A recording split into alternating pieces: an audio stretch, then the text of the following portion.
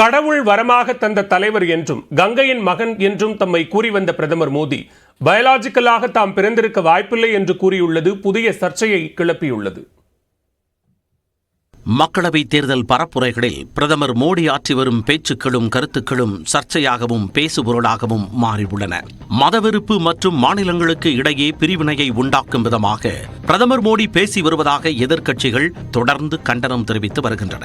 இதற்கிடையே ஒடிசா மாநில பாஜக தலைவர் சம்பித் பத்ரா பூரி ஜெகநாதர் கடவுளே எங்கள் மோடியின் பக்தர்தான் என கூறினார். मोदी देखा लक्षाधि लोक लोक मोदी भक्त जगन्नाथ आमे सब हूँ मोदी परिवारजन.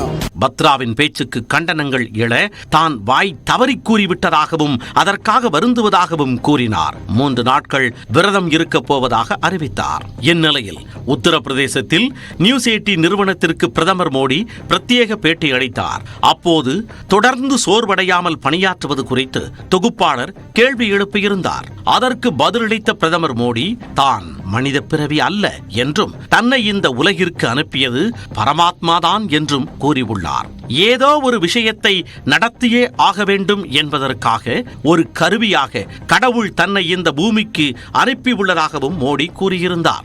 ईश्वर ने मुझसे कुछ काम लेना है, इसलिए मुझे विधा भी दी है, इसलिए मुझे सामर्थ्य भी दिया है, इसलिए मुझे नेक दिली भी दी है.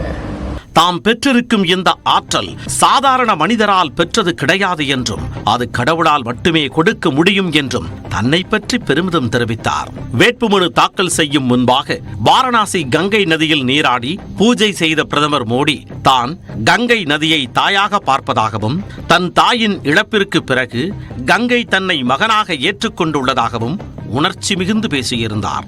இதேபோல் கடந்த மாதம் செய்தி நிறுவனம் ஒன்றுக்கு பேட்டியளித்த மோடி மக்களுடன் தொடர்பு கொள்வதில் தாம் வல்லவன் என்பது முதலில் தெரியாது என்றும் காலப்போக்கில் மக்களின் கடிதங்கள் மூலமே அதை அறிந்து கொண்டதாகவும் கூறினார். அந்த திறமையை நன்றாக பயன்படுத்துவோம் என்று தனக்குள்ளேயே சொல்லிக் கொண்டதாக குறிப்பிட்டிருந்தார்.